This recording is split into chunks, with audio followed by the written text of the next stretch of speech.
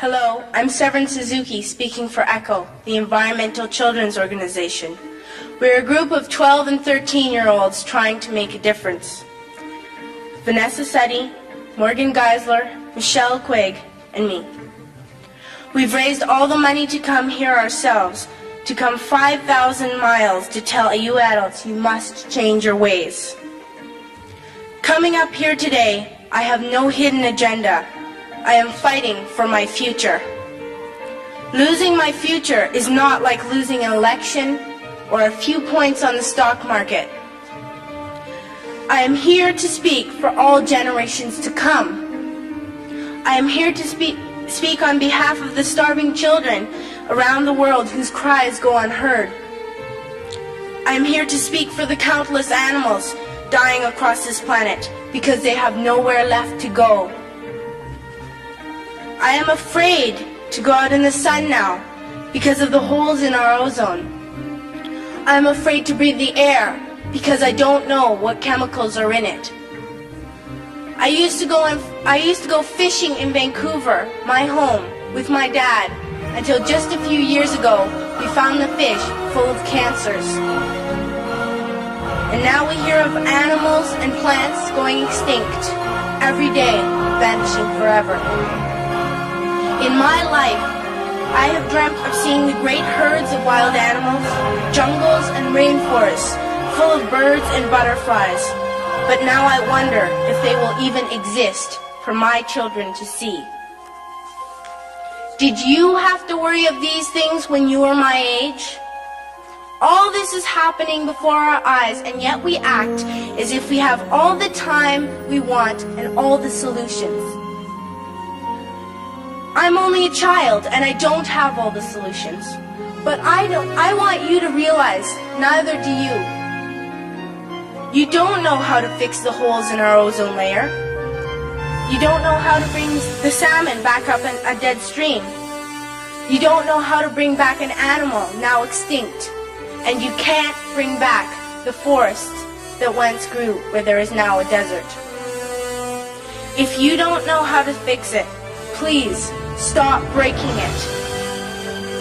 Here, you may be delegates of your government, business people, organizers, reporters, or politicians, but really, your mothers and fathers, sisters and brothers, aunts and uncles, and all of you are someone's child.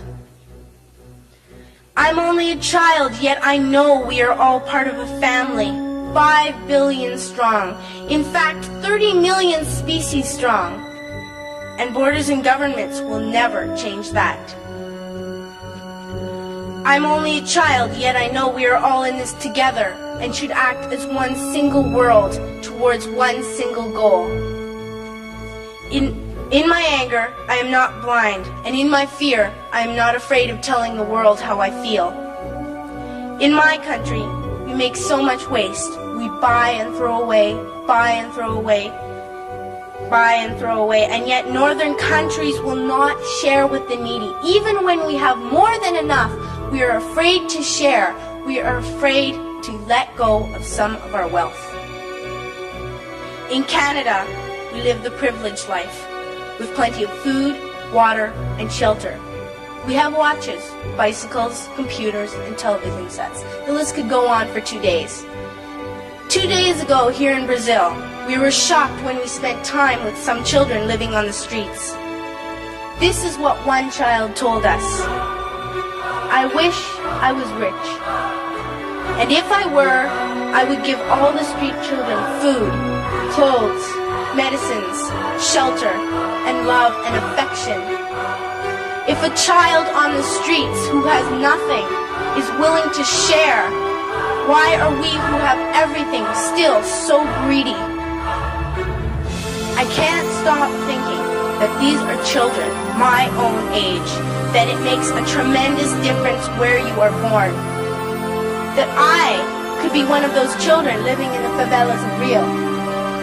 I could be a child starving in Somalia, or a victim of war in the Middle East, or a beggar in India. I am only a child, yet I know if all the money spent on war was spent on finding environmental answers, ending poverty, and finding treaties, what a wonderful place this earth would be. At school, even in kindergarten, you teach us how to behave in the world. You teach us to not to fight with others, to work things out, to respect others, to clean up our mess, not to hurt other creatures, to share, not be greedy. Then why do you go out and do the things you tell us not to do? Do not forget why you are attending these conferences, who you're doing this for. We are your own children. You are deciding what kind of a world we are growing up in. Parents should be able to comfort their children by saying, everything's going to be all right. It's not the end of the world, and we're doing the best we can. But I don't think you can say that to us anymore. Are we even on your list of priorities? My dad always says, you are what you do, not what you say. Well, what you do makes me cry at night. You grown-ups say you love us, but I challenge you, please, make your actions reflect your words.